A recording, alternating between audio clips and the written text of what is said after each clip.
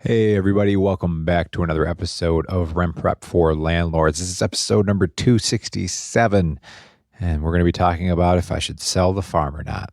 You've probably heard a lot of landlords say this. You get frustrated, you hit your absolute wit's end, which I don't even know where that saying came from, wit's end, but you know what? You're like, I'm going to sell the farm. I'm just going to get rid of this. I'm out. I'm so sick of this. And then the next day you're like, I guess I could do this still for another few years. So I'm in that space right now. I want to talk a little bit about the headspace around that. And also a really great win that I've been having on my rental property lately. We're delivering really quality tenant applicants that I've been getting in so far. And I want to share that tip with you. All of that right after this. Welcome to the Rent Prep for Landlords podcast. And now your hosts, Stephen White and Eric Worrell. So before we get into today's podcast, one thing I do want to update you on, in case you are in Pennsylvania or you ever have a tenant applicant from Pennsylvania, they have instituted what is called the Clean Slate Act. It's the first state to do anything like this of its kind, but basically what it's doing is they are sealing more than 30 million criminal records. So the legislation is the first of its kind, and it reopens channels to housing and employment that might otherwise be closed to individuals with criminal histories.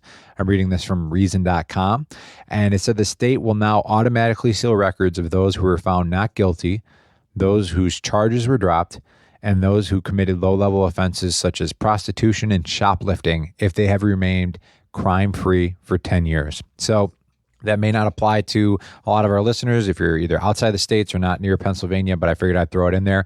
And it's also relevant to all landlords because usually what happens is they'll test something like this out. And, you're actually seeing this right now with legalizing marijuana. It hasn't been that long, maybe 5 years since it was legalized in Colorado and Washington.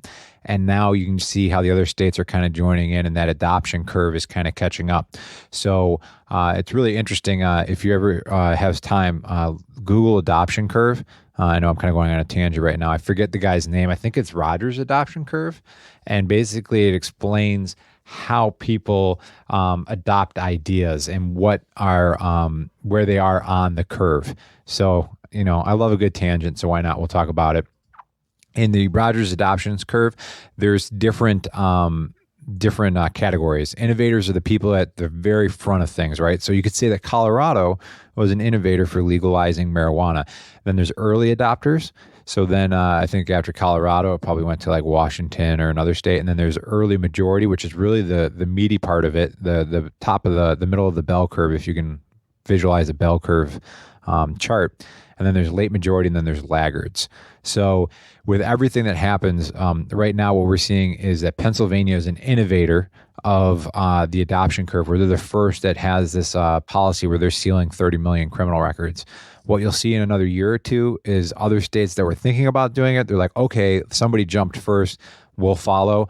Then all of a sudden you'll see a bunch of states, and that's where we're kind of at right now with legalizing marijuana.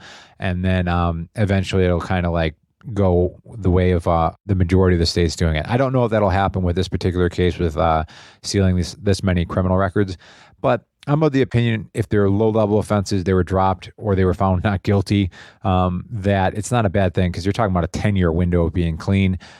Same thing if somebody had an eviction 10 years ago. I don't know if I'm based on the SDRA, you're not using that data, but if you just happen to find that out, like, are you really going to judge somebody for what they did 10 years ago? I'm of the school of thought that, people change and they grow up and they'll improve their lives. And it's more about what they've done in the last 5 years or something like that. So something to consider. But all that tangent aside, let's get back to today's talk. We are talking about selling the farm. I see it all the time in the Facebook group, Rent Prep for Landlords, where people just get so tired of being a landlord. And especially if you're managing your own property, so you self-manage, I completely get it. It is not an easy job. I only have 2 units and I get fed up with it sometimes. And sometimes, I don't believe in magical thinking, and, I'm not somebody who, has to like click their heels twice together before they jump over the line in the softball field or something, and they can't touch the chalk because, if you do, then you're going to strike out. I don't know. I don't believe in superstition that much, but it does feel like things come in threes, and lately they've been coming in threes for me. So I'll give you an example of what I'm dealing with actually just yesterday, but it's been the last week. One day, I've been renovating the rental property, and I'm really going after it. And a lot of that is because of what I've learned at Rent Prep, because of what I've learned from our community. And the idea of like getting really solid tenants a lot of times is based on the quality of your rental. The kitchen that I had was in a very dire need of an update. So I've dropped about $6,000 into the kitchen between cabinets, counters, new faucet, sink, appliances. I mean, I just did the whole nine. But I got a really beautiful rental property right now. And tonight, I'm recording this on July 9th. I've got my first showings, and I'm going to be showing it to a couple different people. And I'm kind of charging in our market in North Buffalo there, $1,350 is starting to approach really the top of the market for these types of rentals. So I'm excited to see how that goes. But just like 3 days ago, I was like, man, I'm done with this. I am absolutely done with this. Like, I was pissed, right? And the reason being was I was working at the rental property all day Saturday, and I was just exhausted. It's been really hot out and muggy, and I'm cleaning. I'm like trying to fix things. I've got all these little tiny things that, over time go wrong in a rental property. Like the vanity mirror is just tilted a little bit, so I got to readjust that. The faucet in the tub is leaking ever so slightly, so I got to go to Value and get this like replacement washers for that and fix that. The house just needs a dusting and cleaning. The tenants did an all right job cleaning up, but I mean, they're not like professional cleaners by any means.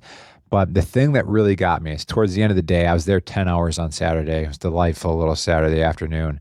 But I'm getting to that point where I'm hungry, I'm tired, and I turn on the faucet in the kitchen sink, and there's just the slowest drip ever in the pipes underneath. And I am like, you gotta be kidding me, because it's all new. Like, it's all freshly mint. Like, I've had issues with that kitchen sink for a long time, always leaking. And it's partly because the pipes are a little old that it's leading into the basement. But just the slightest drip. Drip, drip, drip. And like just that little bit of water that accumulated maybe like 1/100th of an ounce after about 5 minutes drove me insane. I was like, that's it. I am selling the farm. I'm getting rid of this thing. I even called my buddy who's a realtor and was asking him what you think you'd get for it in this market. And I'm like, telling my wife, I'm like, I'm so done with this and blah, blah, blah, blah, blah. And it's funny how you hit those moments, right? Where you're just about to you just can't stand it anymore. And if you've been a landlord long enough and you're as emotionally fragile as I am, you've had these internal and external dialogues before. And I've done a lot of reading over the last year or two, and, self-help books like a lot of people do. And one of them I liked, I think it was called Tools of Titans. And it's by Tim Ferriss, and he just, interviews like 150 really successful people, and they give you just like some really quick bullet points of things that are working for them and things that they think about and what they have to do. And I don't even remember who it was, but she said that one of her life hacks is that when she runs into an issue or a scenario or a problem and something's just kind of like really bugging her. So you can say a moment where you're like, I am going to sell the farm. I want to get rid of these rentals. I'm so sick of this. I'm done. I'm out. Like, whatever. She said she always runs through a mental checklist before she ever makes any kind of decision on anything. And her checklist is, how well did I sleep last night? Am I hungry? Have I exercised? And that's it. Those are the three things that she does. And she says that a lot of times when she has this mental anguish and she's like maybe in that state of like somebody who might be like, the tenant called for something and it's like, that's it, I'm done. You might just be hungry. You might just be tired, or you may have just like not exercised in a while and your body just needs that, I thought that was pretty simple because the nice thing was I started to go down that rabbit hole and I was like, you know what? I've been here 9 hours on a Saturday. I'm tired. Like, I woke up early and I'm just really tired. And that's all this is. And did my wife have to listen to me complain about it? And did I call the realtor? Yes. I started kind of getting some information on it. But the next day I woke up and I was like kind of okay with it. Then Monday, and I get in touch with a couple leads, and all of a sudden I'm feeling better about it. Now it's Tuesday, and I'm excited about the idea that I have a potentially really good candidate coming in to look at the property. And now I'm like kind of back on board with like, yeah, I could do a rental property, like this is fine. It's not a big deal. And it's funny how your mindset changes so much so quickly. And a lot of times just run through that checklist of, are you tired? Are you hungry? Have you exercised in a while? And sometimes you can't address all those immediately, but sometimes you can just go get some food, or you can just like go for a quick walk and kind of release your mind a little bit.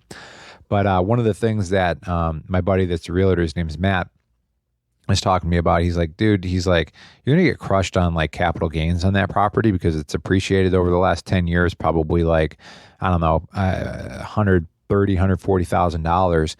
And he's like, talk to your accountant before you do anything. And he's a realtor, and I appreciate this about him, that he said, I'd love to sell the house, and make a commission. But he's like, talk to your accountant first, get your ducks in a row, and make sure you fully understand what the tax implications of this are before you sell. And another thing you can do is you can always 1031 exchange this property into another property. And he said, one of those things you can do is you can, if you want to buy a vacation home, you could 1031 exchange it, and then you can rent that vacation home out on Airbnb weekly. And then maybe you just stay in it for that 1 week of the year that you want to use it, and then that way the capital gains are released and you're not going to be taxed on the increase of the property investment. And you're going to save money that way and be able to, parlay it into something else. So there's always a lot of options out there, and you always want to talk with your accountant and verify everything, before you just go doing something based off of a podcast or something like that. But there's so many options. Collect data, get your mind right. And I'm not really talking to you. I'm really talking to me because I was just like in such a bad space on Saturday. And now I'm like, oh, I'm doing pretty good. It's all right. And one of the things that's also helped me a lot as I'm going through this process, and I really like doing this though, actually, as much as I don't like doing it because I'm spending so much time there. I was there last night. I'm going there tonight. I was there all day Saturday. I was there last Wednesday and Friday. But one of the things that's been helping me, and maybe you've heard me talk about it before, is building a screening survey for your tenant applicants. So right now, I'm set up through Zillow, HotPads, Trulia, Doorstep, Realtor.com, Facebook Marketplace, all these different places, and I've got my listing set up. One thing that's worked really well for me is I created a cover image, which if you go to the Rent Prep for Landlords Facebook group and you look at the pinned comment right now, it'll show you what that cover image looks like. But what I did is I highlighted all the best aspects of the property with a nice photo in the background so that when somebody's scrolling through Zillow, all of a sudden you see one that has these bullet point lists of like, oh, new appliances, garage parking, great location, all that kind of stuff. So the that image, I think, has helped me bring more people to my listing. But then my process when they want to ask questions, or a lot of times people go right to like, hey, can I see this? I don't want to show everybody the apartment. You know this, right? You're going to waste your time. I send them to a Google form I created. And I'll pull the Google form up right now and kind of walk through it with you guys. When you hit the Google form, it has a title and it says North Buffalo rental with garage parking. Please fill out this form to be considered for this rental property. As a reminder, this property is on Lovering Ave in North Buffalo. It includes one garage parking spot, new fridge, microwave, and all that. The rent is $1,350, which includes all the amenities, including washer, dryer.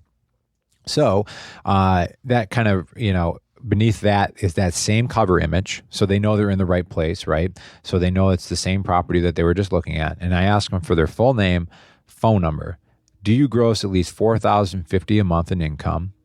So that's the 3X rule, right? I'm asking for $1,350 times 3 is $4,050. Yes or no option. If they click yes, they go to the next question, which is, do you smoke? And I write on there, we do not accept smoking anywhere in the rental or on the property itself.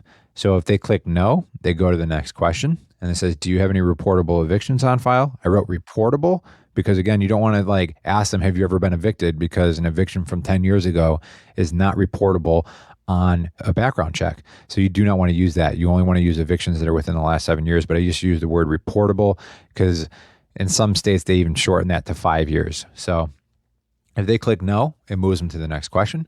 Do you have any animals? If you've ever listened to our podcast on ESAs, Jamie, who is the attorney on that podcast, said start using animals instead of pets. So if they say no, they move to the next question. Are you willing to submit to a background and credit check?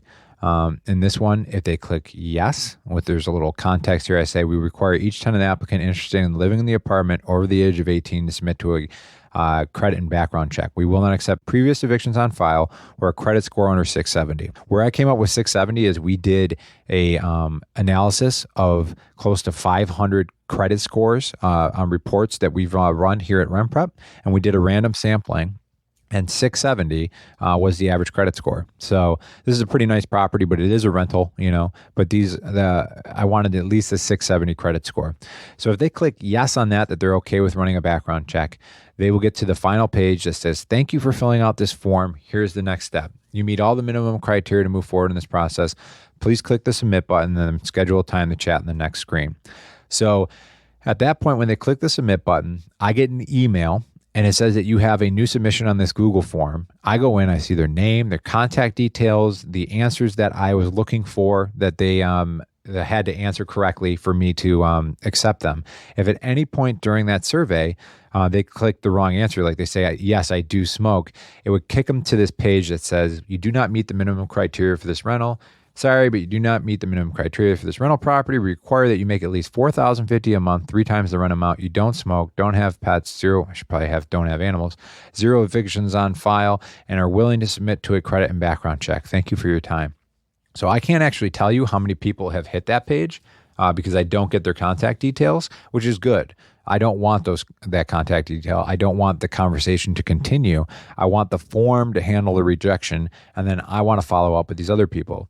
So what happens on the final thank you page for the people that do get through my whole screening survey, they hit a thank you page, and it says to schedule a time to chat about this rental, please click the link below. It's a Calendly link, calendly.com. And what I did is I set a time, 15-minute increments, 7 to 9 every night that they can pick a time slot to chat. So far I've actually been calling people ahead of that, but it makes it so it puts it into the calendar so we have a time to talk, and then I know exactly when to call them because I'm not great about answering my phone. I have my phone on silent all the time. I don't make a ton of calls or take calls during work and stuff like that. So that schedules that out. And what I've done at this point is I've gotten 3 different candidates that have worked through this process. So what I know about them is at least what they're telling me, I'm assuming it's accurate, that they've gotten through and they didn't get screened out at this point, but they can actually take the steps to do it. Because one of the things I'm going to do is I'm going to want to get them on digital rent payments. So that's going to take somebody who can go through those steps. I'm going to want to be able to communicate easily with them through email. And this is telling me that this person's capable of doing that and following directions as well. And I got a showing tonight at 6 that I'm really interested in. It's the first showing I'm doing. And then I'm trying to line another one up, confirming at 6:30. Kim Hampton from Hampton and Hampton, who's been on the podcast, subscribes to this of doing 15-minute increments, showings every 15 minutes. She doesn't like doing the open houses.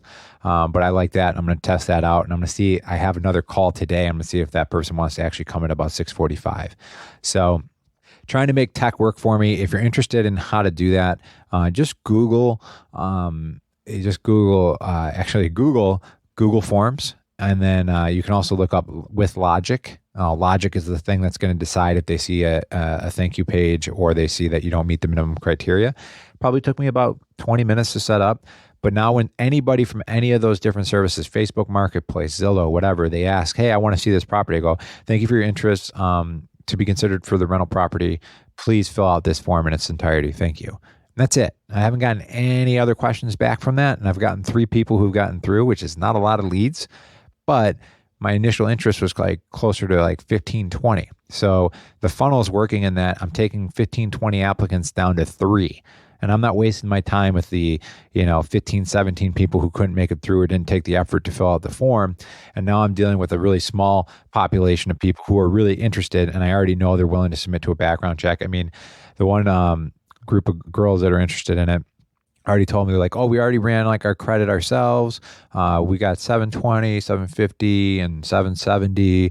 She's giving me all this information without me even asking over the phone. And I'm like, that's great. I already know this information before even running a background check. So just doing these little things, setting it up.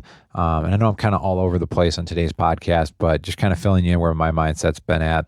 And I think I'm going to run it as long as I can get the good tenants in. But I definitely, like, on Saturday was like, I'm done. That like one leaky faucet underneath the kitchen sink I thought was going to do me in. But I was just tired. I know this is a good investment for my future. There's so many great advantages of rental properties, especially with tax implications and being able to keep on to it. So I'm doing the right thing. But sometimes, you get a little squirrely up in the skull, right?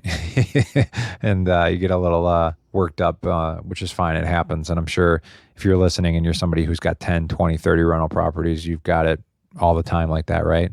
But having a good mental makeup and being able to make sure that you're staying on top of things and make sure you're eating well, you're sleeping well, and you're finding time to exercise, and that'll probably solve a lot of those conversations for you. So if you're interested, you can always reach out to me at eric@rentprep.com if you have questions on the Google form. I'll try and include some resources to that in today's show notes for episode 267.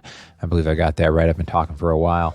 But yeah, check it out. And if you ever have any questions too, you can always join the Rent Prep for Landlords Facebook group. There's a lot of great resources in there as well. All right, guys, until next week, have a great week and take care.